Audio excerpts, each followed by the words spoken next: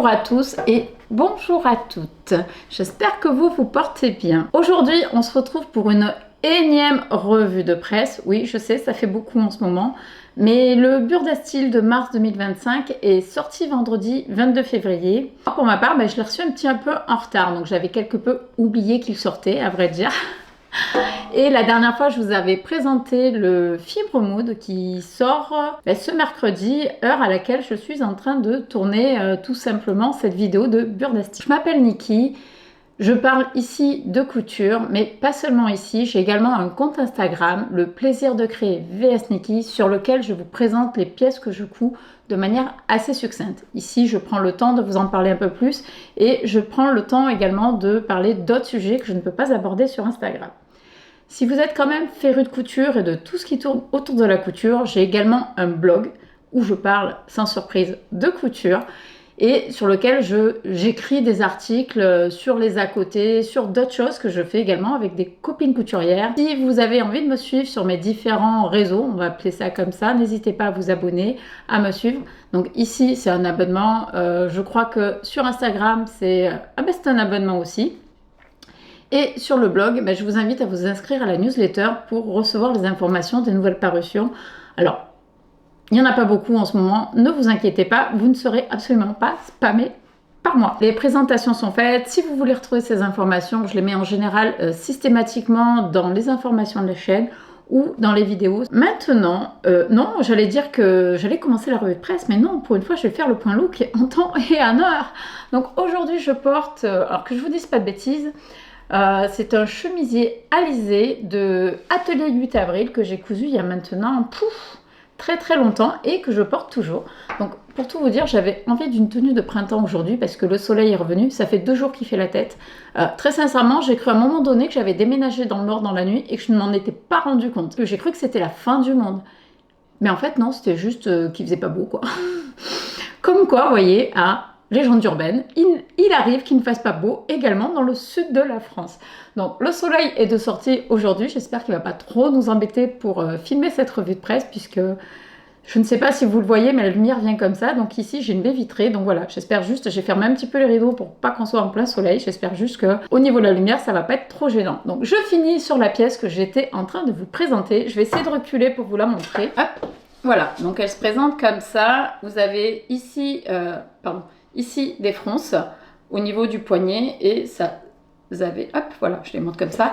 Ici, nous avons un double col, ce n'est pas obligatoire, on peut n'en porter qu'un. Et ici, tout autour, j'ai mis le ruban, en fait, qui vient faire un très grand col et qui se poursuit également dans le dos. Alors moi, j'adore cette pièce, il y a juste un petit inconvénient, en toute honnêteté, c'est le décolleté qui est un petit peu profond, mais voilà, sinon je trouve ça très sympa, très agréable et en termes de style, je trouve que ça change un petit peu de ce qu'on a l'habitude de voir. Donc aujourd'hui j'avais envie de couleurs, j'avais envie de fleurs pour fêter le retour du soleil, donc voilà.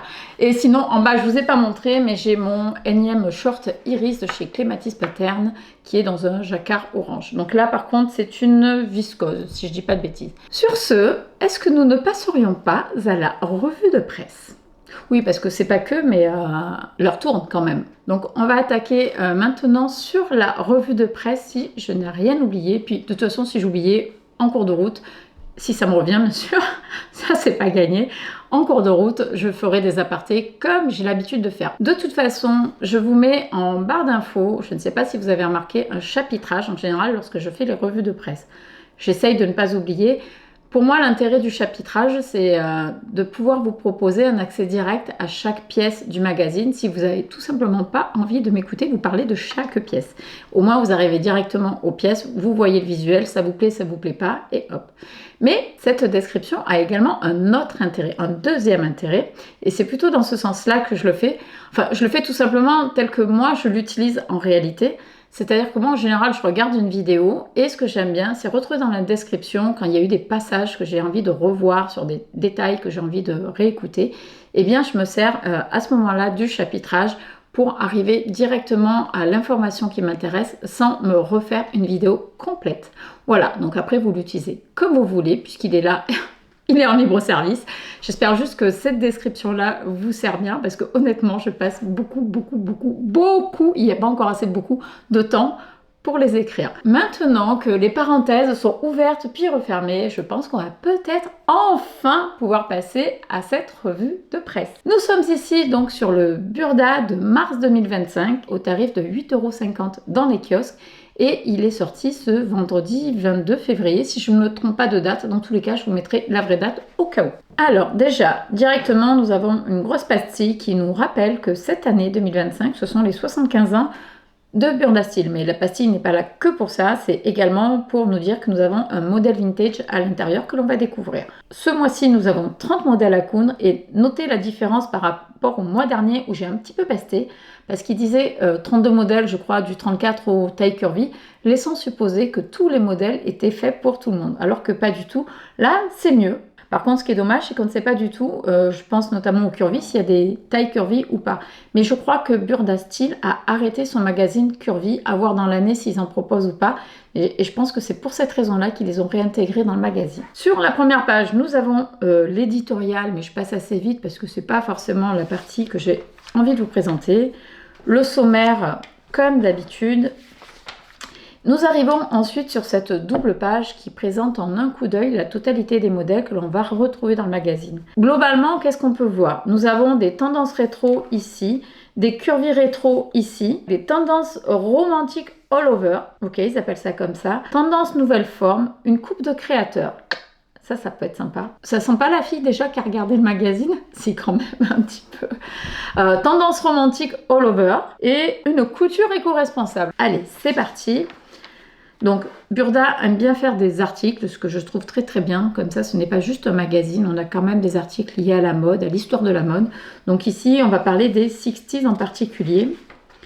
Et si je ne m'abuse, voilà, des créateurs qui ont marqué quand même cette époque. Et nous arrivons au premier modèle, qui est le modèle vintage. Je reprends mon stylo de maîtresse. Je suis pas maîtresse d'école. Alors, nous arrivons ici sur le modèle vintage, qui est également une masterpiece, comme on peut le voir, ce qui signifie que c'est une pièce particulièrement technique. Vous avez également des explications détaillées, ce qui est un point intéressant aujourd'hui chez Burda, c'est qu'au-delà du texte écrit qui n'est pas toujours hyper compréhensible si on n'a pas la gamme de montage clairement en tête, il rajoute maintenant des schémas explicatifs comme on peut retrouver dans les autres magazines ou chez les créateurs. Donc je trouve ça très très bien. Reste à illustrer la totalité des pièces du magazine, mais ça c'est un autre sujet. Concernant ce modèle, j'aime beaucoup ici le détail, comme on peut le voir croisé. Ça fait très joli. La partie buste est doublée. Alors je ne sais pas si vous voyez ici, c'est bon, c'est très discret. Il y a des petites pinces que l'on retrouve ici, et ici nous avons des découpes princesses qui permettent de vraiment cintrer le buste sur le corps. Le modèle s'appelle, j'ai oublié de vous le dire, la robe 129 qui est disponible de la taille 34 à 46 et en termes de difficulté c'est une masterpiece, donc nous sommes à 4 sur 4.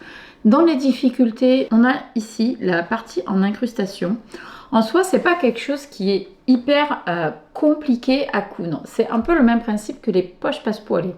Si vous avez compris la philosophie et si vous y allez tranquillement, de manière précise, sans vous précipiter et sans vouloir faire une couture rapide, il n'y a aucun problème. C'est juste que c'est une couture qui est précise. Quand je dis précise, c'est que ça se passe au point près. Et lorsqu'on vient entailler la matière, eh ben ça se passe, c'est de l'ordre du millimètre. Donc voilà, ces coutures-là, la seule chose que je peux vous dire qui est très importante, c'est qu'on ne peut pas faire l'impasse sur l'entoilage des zones qui sont en incrustation. Parce que lorsqu'on va entailler la matière, on va la fragiliser et même si au moment où vous allez le faire, votre vêtement va bien tenir, dans le temps et au niveau des premiers lavages, déjà, ça risque de s'effilocher en fonction de votre choix de matière. Donc, il existe des techniques différentes pour entoiler, puis également renforcer ces parties-là, mais sachez que c'est le seul point technique vraiment compliqué. Nous avons ici, alors c'est très discret, ici nous avons des pinces qui normalement sont les pinces d'épaule qui sont reportées dans le dos au niveau de l'encolure. Nous avons des pinces dans le dos qui vont venir cintrer le modèle, donc c'est vraiment un modèle qui est près du corps. Et nous avons également ici, dans le dos de la robe, une petite fente. Donc c'est vrai que techniquement, il y a quand même pas mal d'éléments. Personnellement, je trouve le modèle très sympa, si ce n'est que c'est pas tout à fait mon style. Alors pour une cérémonie, pour un événement, je dis pas. Mais là, aujourd'hui, dans mon quotidien, je ne vois pas comment je pourrais porter cette robe-là. Je pense d'ailleurs que c'est pas dans ce but-là qu'ils le font. Si vous avez un événement, quelque chose, ou si vous aimez tout simplement les robes vintage, mais allez-y, faites-vous plaisir. J'aime beaucoup le tissu qu'ils ont utilisé, honnêtement, je trouve ça très joli, si ce n'est que ce n'est pas dans ma colorimétrie. Pour la colorimétrie, ça fait vraiment genre placement de produit, mais je vous ai fait une vidéo il y a 2-3 semaines sur ça. Je vous parle de la colorimétrie en couture, et en fait c'est juste... comment choisir les couleurs qui vont à notre teint, notre couleur de cheveux, bref, au pigment naturel que nous avons en nous. Je passe à la suite et j'arrête de digresser. Nous arrivons ici donc au manteau 109 que nous retrouvons ici. Il est réalisé dans un jacquard. Donc là, on a un petit encart sur le jacquard. Nous avons ici des pinces poitrine. Si je dis pas de bêtises, c'est très discret, mais nous avons ici des poches dans les coutures. Le manteau est doublé, donc ça je l'ai vérifié avant de vous le dire, il est intégralement doublé, et nous avons également ici des coupes qui sont hyper sympas, les manches sont en une seule pièce. Donc il s'agit du manteau 109, disponible de la taille 36 à 46 et en 3/4 en termes de difficulté. Je vous donne également les métrages, comme ça vous les aurez en même temps que les informations du modèle. Donc pour réaliser cette pièce, il vous faudra 2,90 m de tissu, toute taille confondue, et 2,75 m de doublure.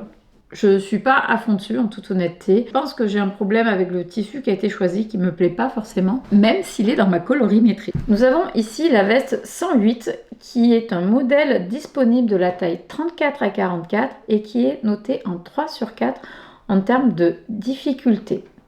Alors moi j'aime beaucoup ce modèle-là, et en toute honnêteté, je n'aime pas du tout le tissu qu'ils ont utilisé. Je trouve que ça fait vraiment trop plastique et moi je ne me projette pas. Pour autant, franchement, le dessin technique est sympa. Et pour être tout à fait honnête, je vous ai dit en tout début que j'envisageais de vous présenter une autre vidéo cette semaine-là. J'avais prévu de vous présenter les pièces à coudre en fait pour le printemps. Et croyez-le ou pas, j'avais une pièce issue d'un patron gratuit que j'ai trouvé, que je voulais à tout prix tester, avec des manches un petit peu tonneaux. Donc si vous regardez ici, les manches sont assez amples. Ce que j'appelle des manches tonneaux, vous voyez, ça fait vraiment comme un tonneau, ça fait comme ça. Ici sur le dessin, on voit quand même qu'elles ont une amplitude assez énorme. Moi, je les préfère quand même moins prononcées. Le modèle va quand même de la taille 34 à 44, ce qui veut dire qu'en termes de taille, c'est pas énorme non plus. Néanmoins, je trouve que la coupe m'a l'air assez loose. Alors peut-être que si vous faites du 46, ça passe aussi. Au niveau des découpes sur le buste, j'ai l'impression qu'on est clairement sur une coupe jean, mais que là, on a mis sur une imitation cuir. Une pâle imitation de cuir. Là, pour le coup, moi, je suis désolée, je suis pas convaincue. Par contre, la pièce technique, je la trouve superbe. J'adore les manches. Il y a juste au niveau de l'ampleur des manches que moi je réduirais la partie tonneau. Je vous explique ce que je ferais. Après, chacune fait comme elle veut. C'est parce que je suis allée voir le dessin déjà technique et je trouvais que c'était vraiment beaucoup d'amplitude. Je vous montre pourquoi, vous allez comprendre. Alors, c'est pas le dessin technique, je vous montre, ce sont les pièces pour que l'on se rende compte sur le plan de coupe. Nous avons ici le plan de coupe pour cette veste et les pièces qui sont là, ce sont les manches. Donc là, on reconnaît la tête de manche et ici, c'est la partie du bas de manche qui permet de faire la forme tonneau. C'est-à-dire que cette partie-là va venir se coudre sur cette partie-là. Et du coup, moi personnellement, je trouve que l'ampleur qui est là, vous voyez, on est sur une demi-laisse, ce qui veut dire que là, on est sur du 70 cm. Je trouve qu'elle est énormissime et c'est ce qui donne en fait cet effet-là. Et moi personnellement, si je devais la faire, je réduirais l'ampleur pour que ici, cette partie-là, qui est vraiment là, soit un petit peu moins ample, tout en conservant cette forme tonneau que je trouve vraiment très très très sympa. Moi ici, je réduirais par exemple de 3 cm de part et d'autre. Je ne toucherai surtout pas la tête de manche, attention, l'heure est vraiment à cet endroit-là. Je viendrai de ce point-là jusqu'à la réduction que je fais des deux côtés. Et pour la pièce 27, il faut que je reporte ici le même nombre de centimètres de réduit. Bon, si c'est pas 3 et 3, ça pourrait être 2 et 2, mais voilà, c'est pour vous dire comment je pourrais réduire le volume de cette pièce sans changer toutes les pièces du vêtement, sans changer la structure ni quoi que ce soit. Parce que là, quand même, vous voyez la pièce telle qu'elle est posée sur le plan de coupe, ça laisse entendre qu'elle fait une demi-laise. Donc c'est quand même assez ample. Je ferme la parenthèse là-dessus parce que c'est une veste que j'aime beaucoup et que c'est donc une question que je me suis posée. Même si je n'aime pas le tissu, je trouve que vraiment le schéma technique est top top top. La pièce suivante, c'est le pantalon 115B. Il est disponible de la taille 36 à 46 et il est noté en 3/4 sur les difficultés. Concernant ce pantalon, moi franchement j'adore.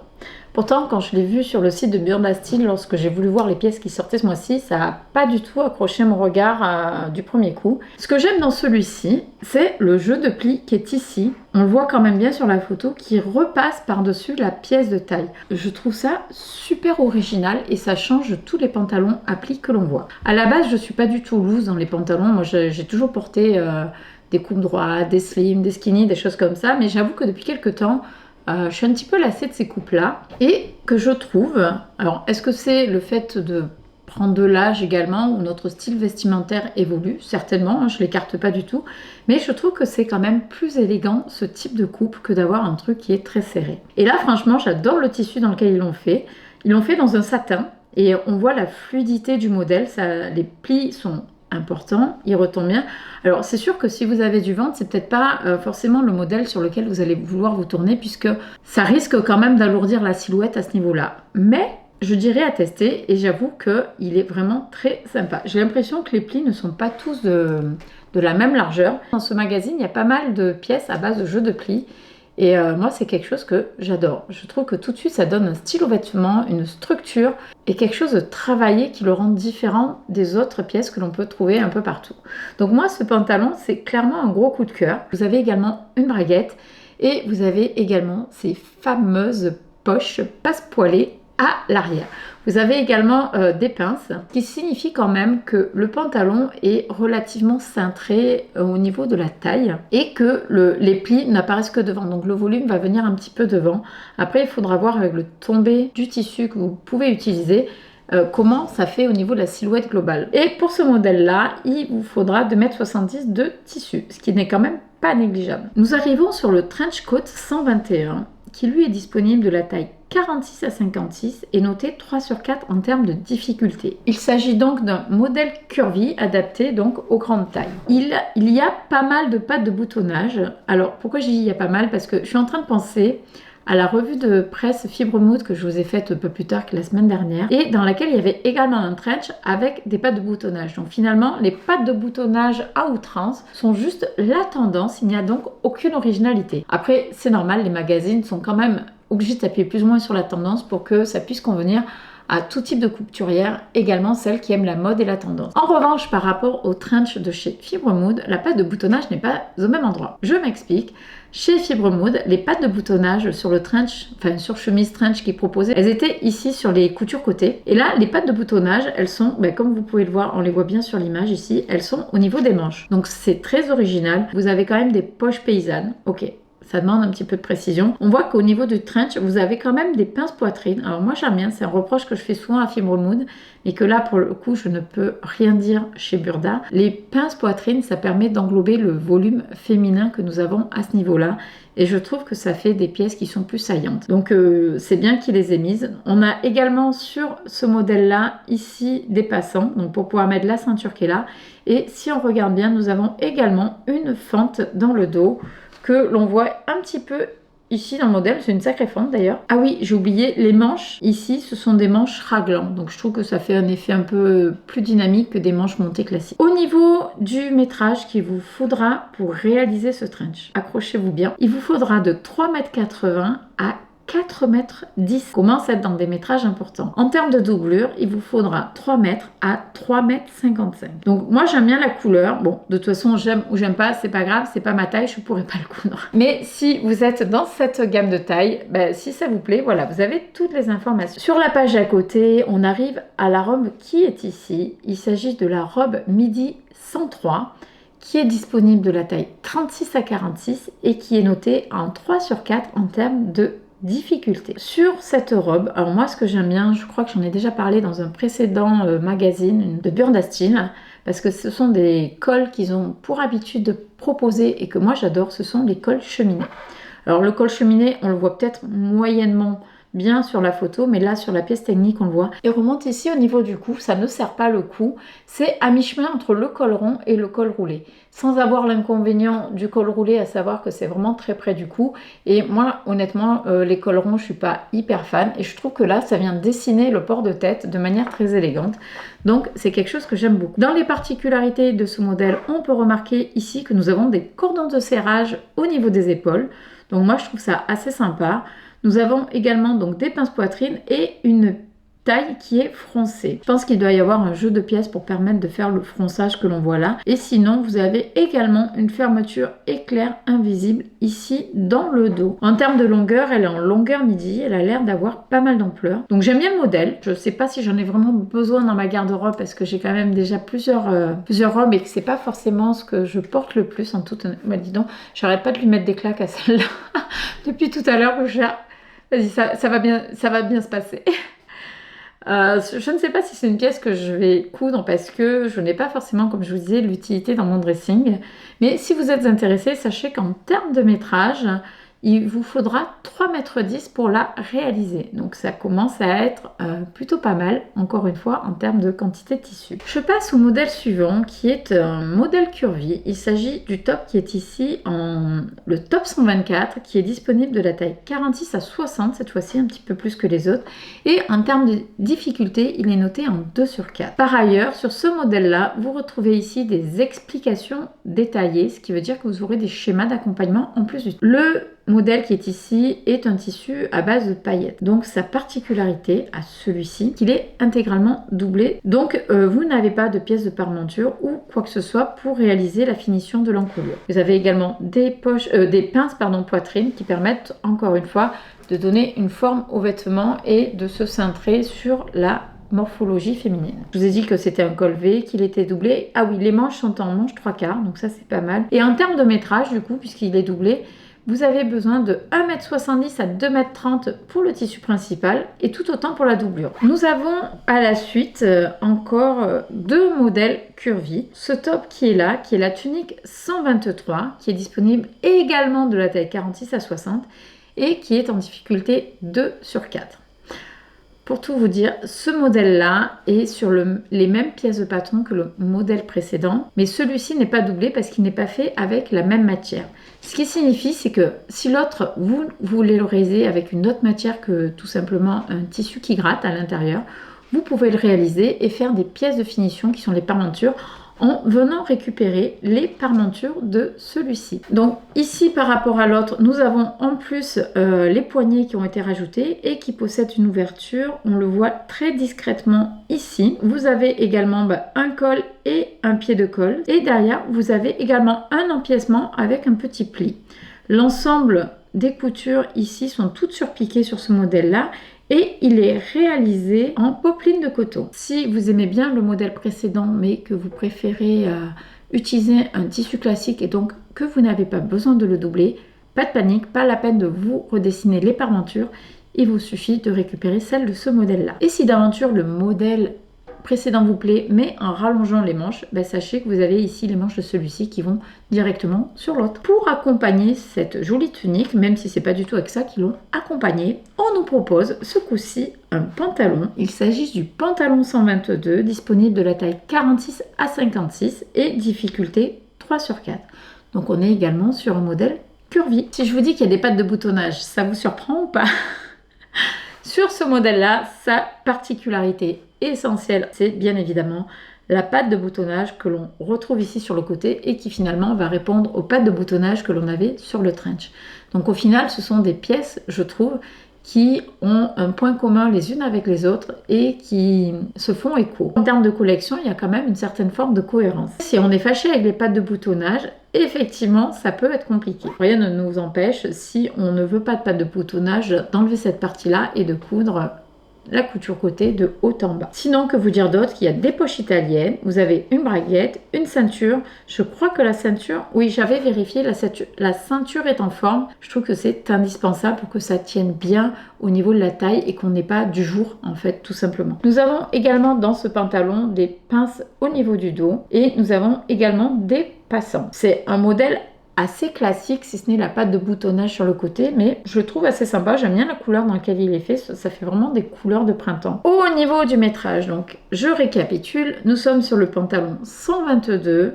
Il s'agit d'un modèle curvy disponible de la taille 46 à 56, noté 3/4 en termes de difficulté. Et pour réaliser ce patron-là, il ne vous faudra pas moins que 2,50 m à 2,70 m de tissu. Sur la page suivante, nous avons le top 106 qui lui est disponible ce coup-ci de la taille 36 à 46. C'est le même tissu que le top que nous avions vu Colvé pour les tailles curvy. Donc il s'agit d'un top, je pense, qui va être entièrement doublé. Oui, ce top-là est entièrement doublé puisque sinon ça gratte à l'intérieur. C'est ce qui explique ici que nous n'avons pas de parmenture. Donc c'est un top qui, je trouve, est assez simple. C'est un débardeur classique, un basique, tout simplement. La robe 120 est un modèle curvy, là encore, qui va de la taille 46 à 56 et qui est noté en 2/4 en termes de difficulté. Vous avez un cordon de serrage au niveau de la ligne d'épaule et qui descend sur la manche pour pouvoir froncer ici vos manches. Sur cette robe-là, nous avons ici des pinces poitrine. Nous avons un jeu de découpe que je trouve très sympa puisque ça va venir dessiner ici la poitrine. Vous avez ensuite la jupe qui part et je pensais que c'était le dos, mais pas du tout. Ici, nous avons une fermeture éclair invisible. C'est décidément à la mode de mettre les fermetures éclair invisibles sur les devants. Quand vous cousez un modèle avec une fermeture éclair invisible sur le devant, il y a vraiment une chose à laquelle il faut faire attention. C'est au niveau de votre fermeture éclair, lorsqu'elle est fermée, que les deux côtés soient bien raccords. Si vous avez un décalage, dans la mesure où ça va se passer devant, à côté du visage, qui est la partie que l'on voit de la personne quand on parle, eh bien, on ne verra que ça. Donc, c'est le seul truc où je vous dis, voilà, soignez cette partie-là si vous faites la robe, ce qui ne veut pas dire ne soignez pas le reste. Je dis juste que c'est la partie que potentiellement, on va voir. Après, rien ne vous empêche de laisser la robe un petit peu ouverte. Ça permettra de ne pas voir le décalage si vous avez un petit décalage. Bon, c'est juste un conseil. En vrai, vous en faites ce que vous voulez. Cette robe-là est très sympa. On voit que le dos derrière est froncé. Donc, on a du volume dans le dos, ce qui n'est pas forcément désagréable. Ça vous permet d'avoir une aisance de mouvement qui est sympa. Et sur le devant, un jeu de découpe qui, je pense, flatte plutôt la silhouette. En termes de fourniture pour cette robe, il vous faudra 3,10 m à 3,60 m en fonction de la taille. C'est également une robe qui est un petit peu consommatrice, mais je trouve qu'elle a quand même un certain charme. N'hésitez pas à me dire en commentaire, vous, quelles sont les pièces qui vous plaisent ou qui ne vous plaisent éventuellement pas du tout. Je passe maintenant à la pièce à côté. Cette pièce-là, moi, je la trouve vraiment canon. Encore une fois, c'est un avis personnel, vous avez le droit de ne pas l'aimer. Comme on peut le voir, que ce soit sur le dessin technique et limite ce coup-ci, je trouve qu'on voit même mieux sur la photo. Vous avez vraiment un jeu de plis là, qui est vraiment superbe et qui vient structurer mais complètement le vêtement. Là, on est sur une popeline, donc c'est un tissu qui a quand même un minimum de tenue. Je pense pour ce type de pièce, si on veut que les plis restent plus ou moins marqués, il vaut mieux un tissu un peu dans ce style-là. La taille ici, elle est froncée par une bande élastique, on le voit ici. Donc le top n'est pas forcément long, il n'est pas crop, mais il n'est pas hyper long. Ici, on a une pièce élastiquée. Je ne sais pas comment elle est fixée honnêtement, mais je trouve ça super sympa. C'est vraiment très chouette. Et là, on voit que par transparence, c'est juste un double rempli au niveau de l'ourlet qui a été réalisé. Et derrière, nous avons une fermeture éclair invisible pour venir fermer et ouvrir du coup la pièce afin de pouvoir l'enfiler. C'est un gros coup de cœur. Donc il s'agit de la blouse 119 disponible de la taille 36 à 48 et notée en 3/4 en termes de difficulté. Et du coup pour ce modèle, il y a quand même un petit truc, c'est que nous avons également des explications détaillées dans le cahier de couture. Nous arrivons sur une robe à bretelles qui est la robe 104, disponible de la taille 36 à 48 là encore, et notée en 2/4 en termes de difficulté. Pour ce modèle-là, vous êtes accompagné d'explications détaillées. Donc vous voyez, il y a quand même de plus en plus de modèles qui présentent des explications détaillées chez Burda, ce qui n'était absolument pas vrai il y a encore, 2-3 ans. Vous avez un rabat d'encolure ici qui est original. Une encolure qui est carrée, le tissu, bon, pas forcément fan. Vous avez également, comme on peut le voir ici et ici également sur le dessin technique, des poches prises dans les coutures. Vous avez dans le dos une fermeture éclair invisible. La taille est également froncée, donc je pense avec un élastique ou pas. On remarque pas forcément puisqu'on a une fermeture éclair invisible qui descend jusqu'ici, donc pas forcément avec un élastique. Nous avons également une doublure intégrale sur cette robe. En termes de métrage, pour la réaliser, vous aurez besoin de 3,20 m à 3,70 m, ce qui signifie que la jupe ici a énormément d'ampleur, parce que c'est clairement pas le buste sans manches longues qui consomme de la matière. Et pour la doublure, il vous faudra de 1,65 m à 1,95 m. Je trouve que c'est assez sympa, donc moi perso je la coudrais pas parce que encore une fois je porte pas énormément de robes, mais je trouve que l'encolure là comme ça, ce rabat au niveau de l'encolure est assez original. Après pour le reste on est sur une jupe assez classique, froncée à la taille, des pinces poitrine, voilà. Nous arrivons au cardigan 113 qui est disponible de la taille 36 à 48 également et qui est noté en 2/4 en termes de difficulté. Pour ce modèle là vous avez également des explications détaillées. J'aime beaucoup le dessin technique, même s'il est simple. Vous avez de jolies découpes princesse ici, vous avez un col, pied de col, on dirait limite presque une chemise, mais là c'est en veste, ça fait une veste un petit peu courte. Moi j'aime bien pour le printemps, l'été, je trouve que c'est super agréable. Celle-ci est cousue en jersey côtelé, ce qui signifie que c'est quand même plutôt un patron pour la maille. Je n'ai pas vérifié l'ampleur des pièces pour savoir si on peut le coudre ou pas en chaîne et trame. En jersey côtelé, c'est pas trop mon truc, je le préférais en chaîne et trame classique, mais pourquoi pas si vous aimez bien. Donc au niveau des particularités, j'en vois pas énormément. Donc vous avez ici une patte de boutonnage. Là, on voit que ce sont des boutons pression qui ont été posés. Vous avez des découpes princesse. Donc c'est une veste qui est particulièrement bien cintrée. Je trouve qu'elle est assez sympa. C'est vraiment, je pense, un bon basique à avoir dans sa garde-robe, si ce n'est que moi, je la ferai pas en jersey côtelé. Mais ça fait un gilet peut-être confortable, effectivement, en maille, plus qu'une veste classique en chaîne et trame. Pour réaliser ce cardigan 113, disponible de la taille 36 à 48 et noté 2/4 en termes de difficulté, il vous faudra de 1,50 m à 1,80 m de tissu. C'est clairement pas énorme pour une veste. On nous propose une jupe cloche, ils appellent ça la jupe cloche 116, disponible de la taille 36 à 46, notée 3/4 en termes de difficulté et qui présente un très joli jeu de plis. Je me suis posée pour réfléchir un petit peu sur cette jupe. Alors, vous inquiétez pas, je n'ai pas eu de fracture du neurone, tout va bien. J'ai réfléchi, mais pas au point que mes cheveux prennent feu. Tout ça pour vous dire que je me suis posé la question de savoir si ça me plaisait ou pas. Comme je vous l'ai dit, moi, les jeux de plis, je trouve que ça structure les vêtements et que ça apporte tout de suite du style, même avec une pièce unie, sans trop de détails supplémentaires. Je trouve honnêtement que cette pièce est très intéressante. Donc là, on le voit pas vraiment bien, mais on le voit particulièrement bien ici sur le dessin technique. La partie ici devant passe par dessus la pièce de taille, un petit peu comme le pantalon à plis que j'aimais bien, et je trouve que ça fait vraiment un style très haute couture. Vous voyez, on est sur des pièces qui sont vraiment très atypiques. Au niveau de cette jupe, ben, j'aime bien, mais bon, déjà la couleur, clairement c'est pas forcément, enfin c'est très classique, mais à la limite, vu que tout le travail est porté déjà sur le jeu de plis, c'est peut-être pas la peine d'en faire trop non plus avec une couleur qui soit criarde par-dessus le marché. Donc l'avantage, c'est que là, ça va avec tout. J'ai peur que ça fasse mémérisant sur moi. Voilà, les choses sont dites.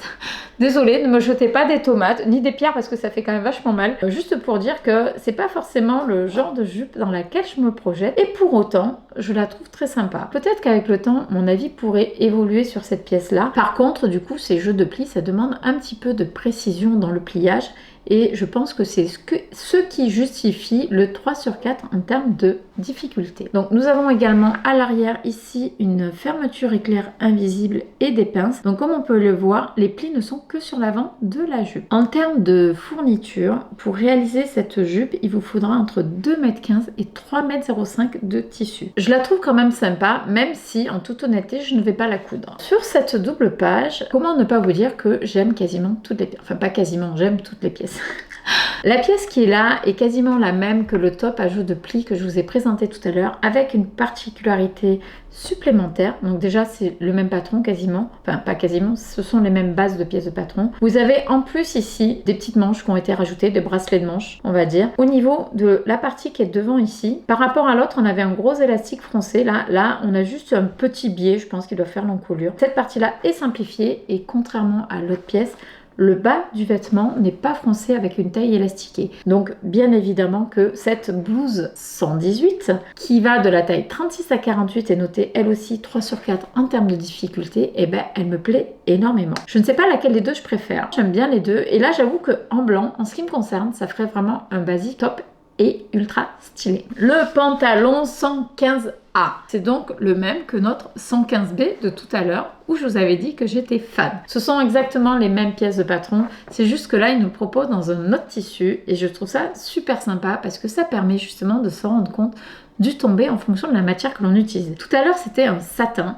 donc qui était relativement fluide. Là, on est clairement sur un coton stretch. Donc vous voyez que le tissu a beaucoup plus de tenue et que du coup, ici, au niveau de l'ampleur des jambes, ça vient moins s'écraser sur la cuisse et que ça garde quand même tout son volume. Pour autant, honnêtement, j'aime bien. Je trouve que ça apporte quelque chose de complètement moderne par rapport aux autres pantalons qu'on a l'habitude de voir, que ce soit en coupe droite, que ce soit avec des revers de 4,50 m qui vous arrivent jusqu'au cou. Ouais, là, c'est une private joke pour la revue de presse de Fibre Moon. Celles qui l'ont vu savent pourquoi je dis ça. Toujours est-il que là, enfin, je trouve qu'il y a un modèle de pantalon. On aime ou on n'aime pas, ça c'est certain, mais ça change. Donc, j'étais déjà fan de l'autre version du pantalon et là, je suis pas moins fan. Pour ce pantalon, si je résume, nous sommes sur le pantalon 115A disponible de la taille 36 à 46 et noté en 3/4 en termes de difficulté. Pour le réaliser, il vous faudra également 2,70 m de tissu comme la version précédente. Le blazer 114 est disponible de la taille 36 à 46 et il est noté en 3/4 en termes de difficulté. Là, on est sur une coupe particulièrement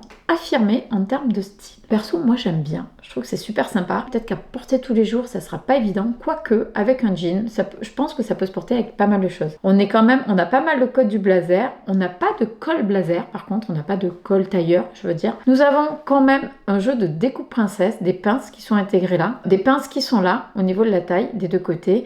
Vous avez une croisure là qui est assez sympa. Dans le dos, on voit également que vous avez un jeu de découpe où la pièce est vraiment très cintrée au niveau de la taille. Les manches sont en 2 pièces, donc il s'agit là de manches tailleur. Nous avons quoi également? Des poches passe-poilées à rabat. Moi, je la trouve vraiment super stylée. Après, je conviens que ça ne correspond pas au style de tout le monde. On est quand même sur un style urbain working girl quand même. Pour ce blazer 114 qui va donc de la taille 36 à 46 et qui est noté en 3/4 en termes de difficulté, vous aurez besoin de 2,50 m de tissu et d'1,90 m de doublure. Nous avons ensuite un article sur le tissage jacquard. Nous arrivons ensuite sur notre cahier technique. Je vous en reparle pas. Je vous propose de vous remettre éventuellement le lien ou vous irez voir tout simplement dans les précédentes vidéos où j'avais vraiment fait un aparté sur le cahier technique de chez Burda pour comprendre comment ça fonctionnait. Nous arrivons ici à The Piece. Bon, ok, je m'emballe un peu. C'est la pièce qu'ils ont appelée coupe de créateur. Je m'emballe,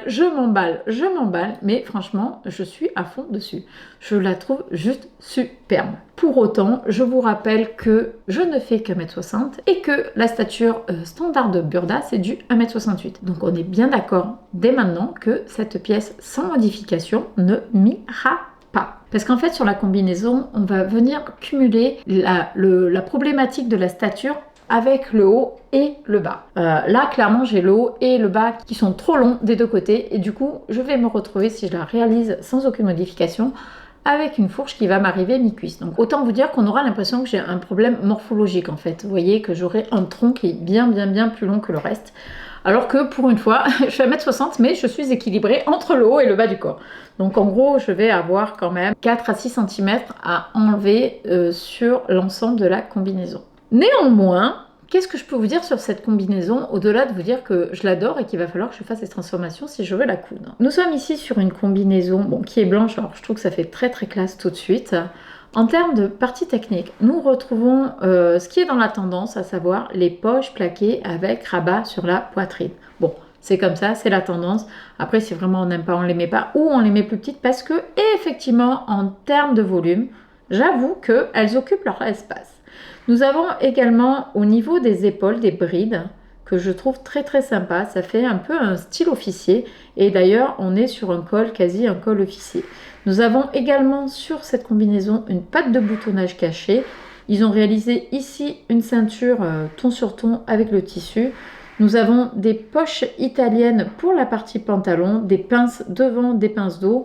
Sur le dos, nous avons également des poches passe-poilées. Donc moi, je trouve ça très sympa parce que ça vient surtout habiller un petit peu le dos. Que si on ne met rien du tout, je trouve que ça fait parfois un peu vide. Enfin, sauf si vous avez un popotin qui remplit bien. Mais sinon, je trouve que globalement, ça fait en termes de style un peu vide. Donc finalement, moi, j'aime bien les poches passe-poilées dans le dos des pantalons. Nous avons donc, comme je vous l'ai dit, des petites pinces dans le dos. Nous avons des passants.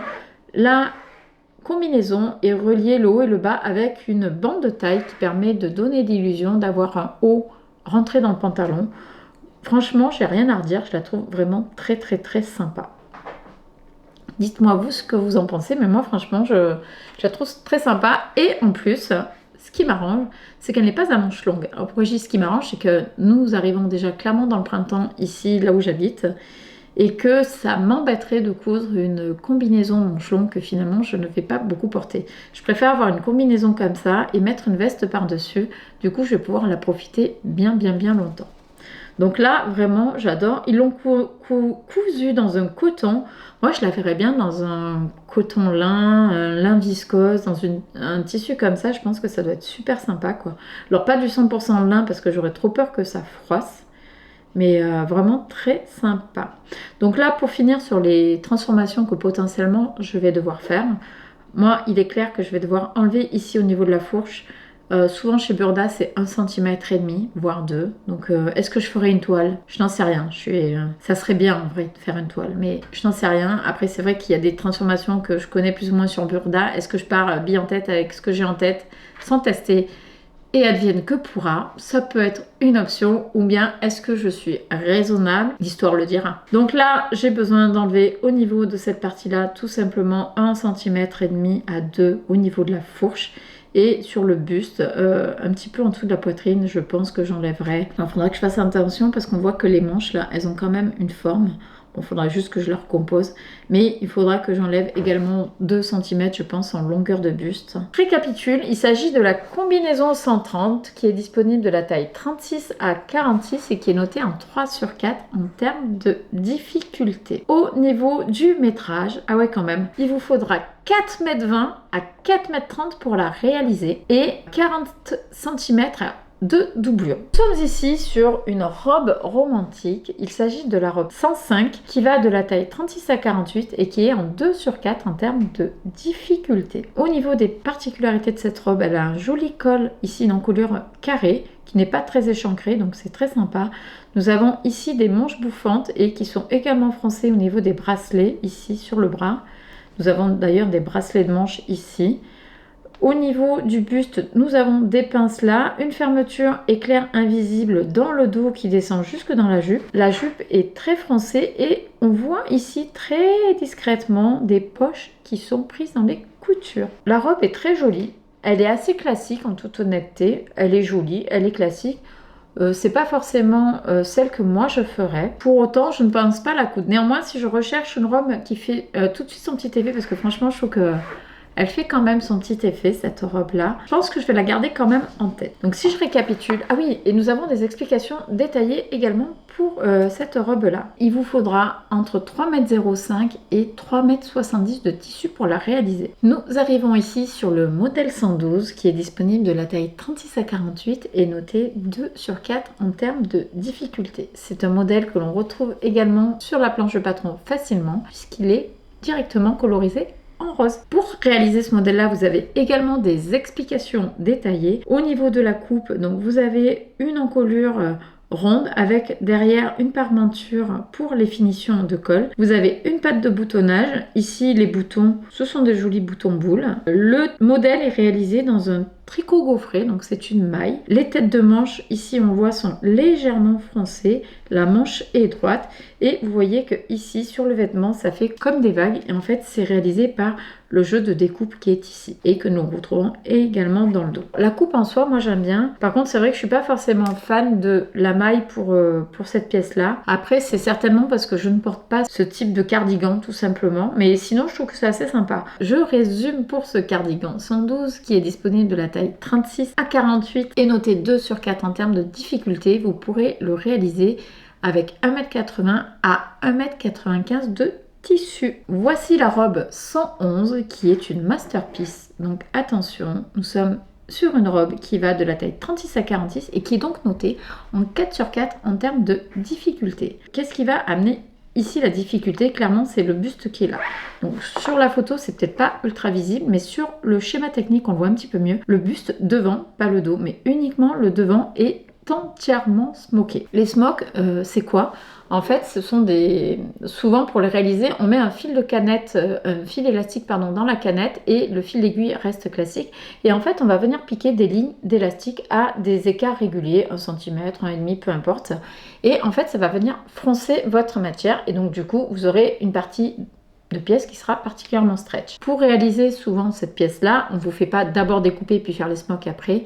On vous fait prendre une grande pièce, souvent rectangulaire, on vous fait coudre les lignes de smoke et après vous posez votre pièce de patron dessus et vous découpez à la bonne taille votre pièce de patron. Donc c'est une technique qui se fait assez facilement, qui est par contre assez longue à faire si vous posez chaque ligne élastique en fait tout simplement. Moi je sais que ma précédente machine à coudre, j'ai pas testé avec la nouvelle, elle n'était pas très fan du fil élastique dans la canette, donc je ne réalisais jamais de smoke comme ça.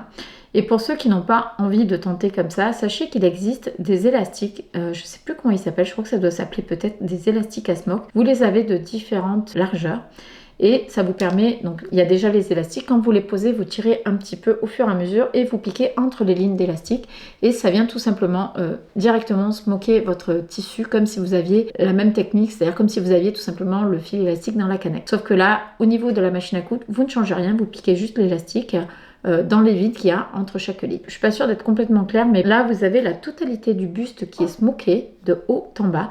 Donc je pense que c'est quand même un petit peu long à faire. Et puis si vous réalisez les smokes à la main, il va falloir un petit peu de temps et de précision parce qu'il va falloir tirer de la même manière quasiment sur tous les élastiques pour les poser pour que ce soit quand même assez régulier au niveau des fronts. Le col, nous avons un rucher au niveau du col ici. Je ne sais pas si ça se voit pas énormément. Dans le dos, nous avons une goutte et c'est terminé avec un petit bouton. Vous avez la taille également qui est froncée, donc certainement avec un élastique. Nous avons également de jolis volants ici sur les épaules. Ça présente quand même un avantage, les smokes sur le devant, c'est de venir vraiment épouser la forme de votre buste. Vous n'aurez pas de vide, que vous ayez une forte poitrine ou une poitrine plus menue. Dans tous les cas, ça sied à toutes les silhouettes. La robe 111, je résume, disponible de la taille 36 à 46, bon, difficulté 4 sur 4. Et sinon, pour la réaliser, il vous faudra environ 2,30 m de tissu. Voici la blouse 110. Nous avons un empiècement composé de plis piqués qui font tout le tour du col. Je trouve ça vraiment très sympa. La partie qui est là, en fait, ce ne sont pas des plis. Là. Ce que l'on voit, c'est un galon qui est appliqué directement sur la pièce de buste. Il y a une patte de boutonnage cachée ici. Les emmanchures, comme vous pouvez le voir, la tête de manche ici, l'épaule vient descendre ici. Donc elle est assez longue et vous avez ici les manches qui sont froncées. Comme on peut le voir sur le dessin, le bas de manche est également froncé, je pense, avec une coulisse. Sur le dos du vêtement, nous avons également un empiècement qui va venir dessiner le dos. Et nous avons le vêtement avec un col ici. Nous avons sur le devant 2 pinces poitrine qui vont venir donner une forme au vêtement. Sur le modèle, on voit qu'il y a un jour échelle qui a été utilisé mais que l'on ne retrouve pas ici sur le dessin technique. Je trouve que ça fait très joli. Ça fait un top très romantique, mais typiquement ça fait un top qui est ultra travaillé et je trouve vraiment dommage que l'on ne voit pas le travail qui est réalisé ici. Moi à la limite je ferais même sans les galons directement comme ça. Vraiment l'attention sera portée sur ce joli empiècement qu'ils ont rajouté sur le col que moi je trouve vraiment très sympa et en tout cas très original. C'est quelque chose qu'on n'a pas l'habitude de voir. Donc, concernant cette blouse 110, elle est disponible de la taille 36 à 46. Elle est notée 3 sur 4 en termes de difficulté. Et pour la réaliser, il vous faudra 2 mètres de tissu. Sur la page suivante, nous arrivons sur un pantalon 107 qui va de la taille 36 à 46 et noté 1 sur 4 en termes de difficulté. Donc nous sommes, comme on peut le voir ici, sur un modèle easy. C'est un simple pantalon avec une bande de taille élastiquée. Donc on a l'impression qu'il y a des coulisses qui ont été créées ici pour passer plusieurs élastiques et le pantalon possède également des poches dans les coutures. Je pense que c'est un très bon basique pour chiller. Là ils l'ont réalisé dans Nikki Côtelé Bio. Je vous assure, j'y suis pour rien. Je sais pas ce que c'est un Nikki Côtelé Bio. Bon, je pense que c'est une maille côtelée tout simplement quoi. Je récapitule. Donc il est disponible de la taille 36 à 46, niveau 1 sur 4 en termes de difficulté. Et pour le réaliser, il vous faudra 2,75 m de tissu. Donc je pense qu'il doit avoir quand même de l'ampleur au niveau des jambes et que l'on ne doit pas pouvoir mettre les 4 jambes, enfin les 4 morceaux pardon, de jambes sur la totalité de la laise. Qui explique les 2,75 m, mais ça me paraît quand même énorme. Est-ce que je vais finir par me réconcilier avec les nouettes ? Nous sommes sur un modèle classique à nouettes, sauf que celui-ci, les nouettes ne sont pas de vraies nouettes. Il s'agit juste de nœuds qu'ils ont cousus par-dessus et en fait je crois qu'ils se ferment avec des boutons pression. Pour ça c'est astucieux d'avoir cousu les nouettes directement, ça permet que le nœud soit toujours très bien formé au final. Et si j'ai bien vu dans le cahier technique, ce qu'il proposait, c'était de fixer les nouettes sur un petit bouton pression pour pouvoir s'autoriser à changer la couleur éventuellement des nouettes que l'on va mettre sur le top. Je trouvais ça très astucieux et du coup je me suis dit pourquoi pas. Au niveau du modèle, nous avons ici un col rond avec une parmenture pour la finition, des têtes de manches qui sont froncées. Les manches sont 3/4 avec un double rempli pour la finition ici du bas. C'est pas élastiqué donc elles ont l'air assez droites. Limite elles ont l'air de s'évaser un tout petit peu. Au niveau du détail que je trouve sympa par contre sur cette blouse, bon ça doit pas être la seule comme ça, hein. Nous avons ici la taille qui est froncée je pense par un élastique et je trouve que du coup ça apporte un style sympa. À vrai dire j'aime beaucoup le tissu avec lequel ils l'ont utilisé, je trouve que ça fait assez classe finalement. Concernant ce modèle nous avons des explications détaillées, ce qui est fort sympathique pour réussir à le réaliser plus facilement. Je récapitule sur cette pièce, nous sommes sur la blouse 32. Réalisable du 36 au 48, noté 3/4 en termes de difficulté. Et pour réaliser cette pièce, il vous faudra entre 1,75 m et 1,90 m de tissu. On passe ensuite à la robe 101 qui est juste à côté, qui est sur la base du même modèle que précédemment. Donc ça va être des pièces de patron, ça va être quasiment les mêmes à quelque chose près. Nous retrouvons ici la tête de manche froncée, le bas de manche élastiqué, les classiques pince de poitrine, on voit qu'il y a également une parmenture. Le col en revanche c'est un col V donc il est beaucoup plus profond et vous avez devant également une patte de boutonnage. Et par contre le tissu qu'ils ont utilisé est transparent, je vois qu'il est festonné ici sur le bas. Ils ont prévu une doublure sur cette robe. Il s'agit de la robe 101 disponible de la taille 36 à 48 et notée en 3/4 en termes de difficulté. Bon c'est une robe qui est très jolie, très classique à vrai dire et moi perso c'est pas trop mon style de robe, même si j'avoue que telle qu'elle le porte là avec des bottes, c'est typiquement mon style. Après encore une fois, je suis pas forcément une adepte de la robe au quotidien, donc du coup, je ne pense pas que je vais la... Pour réaliser cette robe, si elle vous plaît, il vous faudra 3,15 m à 3,45 m de tissu et en termes de doublure, 2,75 m à 2,90 m. Nous avons ensuite des conseils pour la poste de jour échelle. Ensuite, les salons qu'il va y avoir, sac shopping. Il s'agit ici de la jupe cloche 117, réalisable de la taille 36 à 46 et notée 3/4 en termes de difficulté. Donc nous avons exactement le même schéma technique que la première jupe cloche que je vous ai présentée, sauf que celle-ci est plus courte. Donc ils l'ont noté dans éco-responsable, mais en fait c'est juste parce que le tissu qu'ils ont utilisé est bio et qu'il s'agit d'une viscose éco-véro. Il n'y a pas grand chose à dire de plus sur ce modèle que je ne vous ai pas déjà dit sur le précédent et il vous faudra 1,65 m de tissu pour la réaliser. Nous arrivons désormais dans la partie que je préfère, les best-of. C'est une boutade. La blouse en soie, qui est la blouse 126, est disponible de la taille 36 à 44 et difficulté 2/4, est vraiment sympa. En revanche, comme je viens de vous le dire, elle est disponible de la taille 36 à 44. En plus de nous proposer des best-of, on nous les propose dans des gammes de taille qui sont quand même assez réduites. Parce que 36-44, il n'y a pas beaucoup de monde quand même qui va pouvoir utiliser le patron. Donc voilà, je trouve que c'est quand même pas top top. Au niveau de cette blouse, qui ma foi est très sympa, on note qu'il y a des manches raglantes. Vous avez ici des manches longues, bouffantes. Au niveau de la tête de manche, c'est froncé. Au niveau du bas de manche, c'est froncé. Vous avez ici une fente indéchirable que l'on voit ici. Et c'est terminé avec des poignets boutonnés. Vous avez également un joli col avec un pied de colle ici sur le col, l'encolure. Et vous voyez que les manches raglantes se poursuivent également dans le dos. La blouse a l'air d'avoir une belle ampleur et vous avez une patte de boutonnage sur toute la hauteur de cette blouse ou chemisier. Alors le modèle en soi me plaît bien, le tissu qu'ils ont utilisé me plaît bien, j'ai rien à dire de plus que ce que j'ai déjà dit. Pour résumer sur cette blouse 126, alors elle est disponible de la taille 36 à 44. En termes de difficulté, elle n'est qu'à 2 sur 4 et il ne vous faudra pas moins que 2,35 m à 2,45 m pour la réaliser. Toujours dans la catégorie best-of, nous avons ce coup-ci une robe fourreau. Il s'agit de c'est celle-ci, la robe fourreau 128, disponible cette fois-ci de la taille 34 à 42 et noté en 3 sur 4 en termes de difficulté. Donc vous m'avez entendu dire tout à l'heure que 36-44 c'était pas top, donc là c'est bien, ils ont élargi 34 mais ils ont réduit 42. Je peux entendre que c'est une robe qui est très près du corps avec beaucoup de découpe et qu'il n'est pas évident de faire une gradation dans toutes les tailles pour ce type de robe. Et dans ce cas-là, prenez autre chose en best-of, quoi, que ça puisse convenir au maximum de personnes. Cette robe fourreau présente un très joli décolleté carré ici, un joli jeu d'empiècement, enfin de découpe, tout simplement dos et devant. Vous avez une bande de taille également qui est très sympa. Vous avez un jeu de découpe qui se poursuit ici dans le dos sur la jupe. Sur le devant, on voit qu'il y a une continuité de la découpe en pointe ici et la pointe ici vient réaliser une ouverture sur le bas de jupe. En termes de construction, elle est quand même très intéressante, elle est technique, elle est travaillée, elle est réfléchie, il n'y a rien à dire. Vraiment, c'est un très joli jeu de découpe. Par contre, au niveau du tissu qui a été choisi, qui est très sympa, hein, il n'y a rien à dire, c'est juste qu'on ne voit pas du tout ce jeu de découpe. Donc c'est un petit peu dommage, mais la pièce est quand même très intéressante. Et par contre, ce que je n'avais pas vu à la première lecture, c'est que la robe est réalisée en jersey. Donc c'est une robe en maille, ce qui veut dire qu'elle doit être assez confortable malgré cette découpe très cintrée. Mais c'est encore un peu dommage que ce ne soit disponible que de la taille 34 à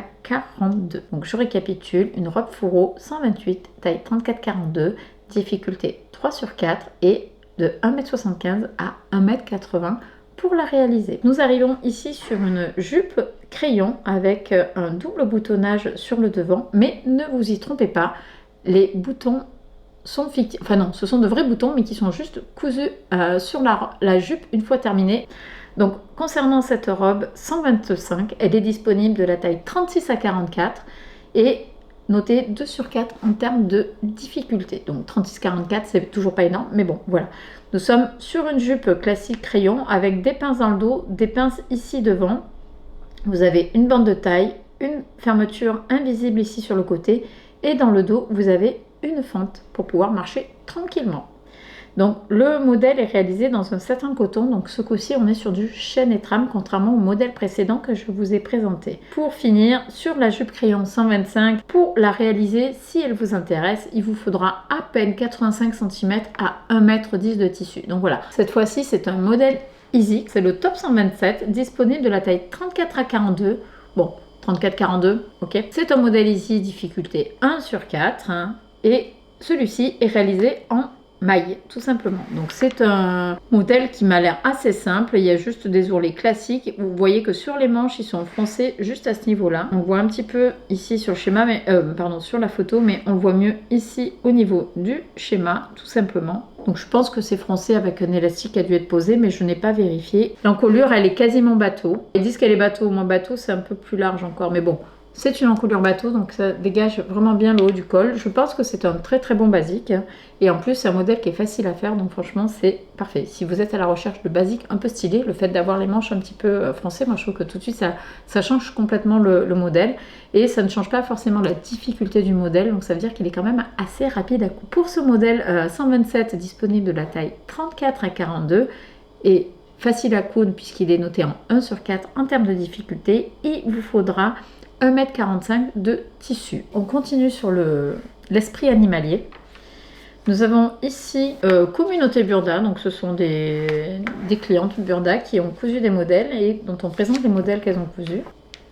Et voilà, nous arrivons sur la fin. Voici quelques modèles qu'on nous propose pour la fois prochaine. Nous arrivons désormais à la fin de la revue de presse. Très honnêtement, au début, lorsque j'avais regardé les modèles sur le site, puisque je n'ai pas reçu mon magazine, on va dire en temps et en heure comme d'habitude, j'avais pas été forcément attirée par les modèles présentés par ce numéro du magazine Burda. Et lorsque le magazine est arrivé, je l'ai feuilleté mais sans grande attente particulière. Et à ma grande surprise, il y a énormément de pièces qui finalement me plaisent. Comme quoi notre regard n'est pas habitué à voir les choses de la même manière en fonction du contexte dans lequel il se trouve. Moi perso, regarder sur un écran, Pourtant, je suis informaticienne, donc c'est un peu ma vie. Mais je trouve que je n'ai pas le même ressenti que lorsque je vais prendre le temps de me poser, de tourner des pages. J'ai besoin d'avoir le papier, je trouve que ça me parle beaucoup plus. Et en plus, avec le papier, c'est moi qui décide l'endroit où je vais poser mes yeux. Concernant cette version du magazine Burda, très honnêtement, il y a beaucoup de pièces qui me plaisent. Notamment celles avec les jeux de plis, parce que je trouve que tout de suite, ça fait des vêtements très stylés, travaillés, haute couture. On les appelle comme on veut, mais je trouve que ça change en fait du cadre habituel. Si vous me suivez maintenant depuis un certain temps, vous savez que j'ai acheté un traceur A0 à la maison. On appelle ça également une imprimante grand format, parce que aujourd'hui, je ne vous cache pas que je n'ai plus du tout envie de passer de temps à décalquer les patrons. Alors ne partez pas tout de suite, la partie ne va pas durer longtemps, j'ai encore des choses à vous dire juste après. Je ne veux pas décalquer de patron parce que ça me prend un temps fou et que, comme beaucoup d'entre vous, j'ai de moins en moins de temps et que j'essaye d'optimiser mon temps de couture, de loisir en essayant d'éliminer le maximum de tâches que j'appelle parasites. Parasites pour moi et certainement plaisantes pour d'autres. Mais pour moi, la partie fastidieuse d'imprimer du A4, de scotcher, découper, c'est pas possible. Et la partie qui consiste à décalquer un patron, mais ça me gonfle. Comment je vais faire si je veux réaliser des pièces du magazine Burda? Je voulais vous parler de justement ce que j'ai fait il y a environ un mois de ça, peut-être un peu moins. Et pour ça, je voulais vous montrer la 4e de couverture de ce magazine. Je ne sais pas si vous connaissez, moi c'est un petit peu par hasard finalement que j'ai porté mon attention là-dessus. Il s'agit de Burda Club. Alors bien sûr, ça va s'adresser plutôt aux personnes qui aiment Burda. Et celles dont seulement les planches vous rebutent, je pense que ça pourrait être intéressant que vous écoutiez peut-être ce que j'ai à vous dire, en sachant que je ne suis absolument pas sponsorisée par Burda. D'ailleurs, il faudrait que je leur écrive parce que franchement, à force de parler d'eux, je pense que je mérite un abonnement gratuit. Bref, toujours est-il que je voulais vous parler du Burda Club. Je suis tombée par hasard dessus en naviguant sur leur site web. Je voyais bien écrit Burda Club, mais j'avais jamais cliqué dessus. Et en plus, en étant abonnée, je voyais pas ce que j'allais pouvoir obtenir de plus intéressant que ce que j'avais. Sauf que ici, sur le Burda Club, en fait, vous avez le magazine Burda Style qui vous est livré chaque mois, mais pas seulement. Vous avez également 2 patrons PDF par mois. Sur les dernières versions qui sortent, des formats PDF sont également au format A0. Je pense que là, vous allez me voir venir. Moi, perso, je refuse d'imprimer du A4. Je n'ai plus envie. Et éventuellement, si j'en ai en A4, je suis quand même informaticienne.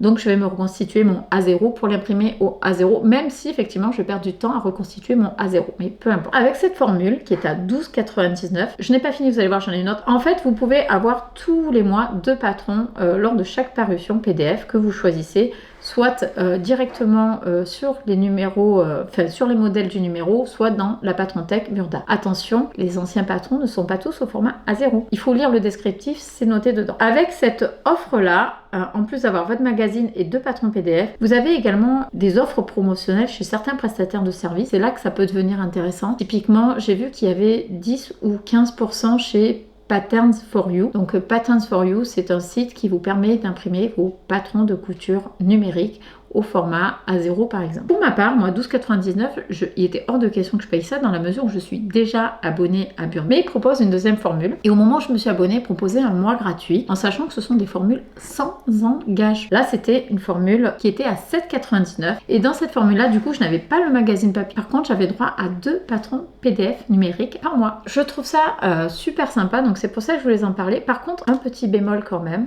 Je sais que c'est pas forcément sympa de comparer, mais là, ça me paraît quand même important d'appuyer un petit peu sur ça. 7,99, ok, ça met le patron à 4 €. Après, il faut regarder la qualité du patron. Je parle pas de la modélisation parce que la modélisation des patrons Burda est vraiment très bien faite. Mais je vais parler des options. J'ai également l'abonnement chez Fibremood et comme je vous l'ai déjà dit, je suis abonnée à la version papier, mais également j'ai l'option où je reçois 5 patrons numériques de mon choix lors de chaque parution de Fibremood. Et concernant les patrons numériques de chez Fibremood, je tenais juste à vous dire qu'ils sont vraiment hyper qualitatifs. Vous les avez donc en A0, ils sont également en A4, vous les avez avec sans marche couture, vous les avez avec les calques de taille et vous les avez également au format projection. Donc Fibremood couvre la totalité des possibilités que l'on a aujourd'hui sur des patrons numériques. Ils reviennent à 5 € par mois. Là, vous allez dire, oui, mais Niki, t'es pas cool, ils sont que à 4 Burda. Alors, Burda, moi, je trouve que 2 patrons numériques par mois, alors que l'on propose un magazine avec 30 modèles, c'est un peu light. Ça, c'est un avis personnel. Je pense qu'on aurait tout un avis différent. Fibremood, ils ne proposent dans leur parution que 12 modèles Et il vous propose quand même 5 patrons numériques. J'aurais été prête à payer un petit peu plus pour Burda pour avoir plus de patrons numériques. Mais attention, j'aimerais surtout que la qualité des patrons numériques de Burda s'améliore. Je vais essayer d'être un petit peu claire. Donc si vous n'aimez pas cette partie, zappez juste un petit peu après, je vous dirai quels sont les patrons que je vais choisir et ce que je vais intégrer ou pas dans la collection automne-hiver. Je finis juste avec cet aparté-là. Ce qui me dérange dans les patrons que j'ai déjà regardés mais je n'ai pas testé, donc c'est quelque chose que je me garde, j'aimerais vraiment le faire. J'avais choisi 2 patrons de la version de magazine précédente, une veste et le pantalon treillis. Donc j'ai quand même ouvert les fichiers pour voir ce que j'avais. Et c'est là que je suis un petit peu moins contente. Alors déjà, on n'a pas de calque de taille, ce qui est quand même dérangeant, ce qui signifie pour moi que je vais devoir m'imprimer la totalité des tailles alors que je n'ai besoin que d'une ou 2 tailles. Donc ça consomme de l'encre, pas plus de papier, mais ça consomme de l'encre. Donc ça, je trouve ça un petit peu dommage. Et au-delà de consommer de l'encre, je trouve que ça nuit à la lisibilité du patron parce que quand on a des lignes qui vont venir se croiser sur 6, 7 ou 8 tailles, ben, en fait, c'est moins lisible. Donc je trouve que c'est dommage à l'ère du numérique. Burda, c'est bien, vous êtes arrivé au A0, enfin, et bon sang quoi, faites le pas en entier. Proposez des calques de taille. Donc déjà, il n'y a pas les calques de taille, donc pas cool. Ensuite, moi je n'ai pas de système de vidéoprojection, mais c'est une solution que j'avais envisagée, puisque clairement on est dans une ère numérique, qu'on le veuille ou non, et la couture n'y échappe pas. Donc, je trouve que de ne pas proposer le format projection, ben, c'est pas cool non plus. Je veux bien que la clientèle Burda, ce soit plus des gens de mon âge et que ce soit pas forcément les plus jeunes, mais si vous voulez réinverser la tendance et faire venir également une génération plus numérique sur vos patrons, il va falloir à un moment donné que vos patrons répondent également à la demande. Voilà, donc le fait qu'il n'y ait pas de format projection, qu'il n'y ait pas de taille de calque, c'est pas cool. Et ensuite, dans le patron que j'ai vu, je n'ai pas encore imprimé, donc ça, je me garde la possibilité de ne pas appuyer trop sur ce point-là. J'ai récupéré le A0 et il y a 3 fichiers, dont 2 qui sont en A1. Enfin, en tout cas, c'est ce qui est noté, format A1 pour le fichier. Je n'ai pas regardé encore si c'est vrai ou pas, mais si c'est le cas, les gars, faites du A0 et vous me faites du A1, il n'y a pas un problème. Ça veut dire qu'il faut que mes 2 A1, je les mette sur mon A0 pour reconstituer une planche. Enfin bref, je ne sais pas si c'est vraiment ce que j'ai lu. En tout cas, ce que j'ai lu, c'est qu'il y avait écrit format A1. Donc je vais quand même imprimer cette partie-là pour me faire ma propre idée. Mais si c'est le cas, là encore, c'est pas cool. Donc, je ne vais pas jusqu'au carton rouge parce qu'il y a quand même de l'évolution. Mais franchement, 2 patrons par mois, c'est ridicule. La qualité des patrons, elle est quand même pas au top top.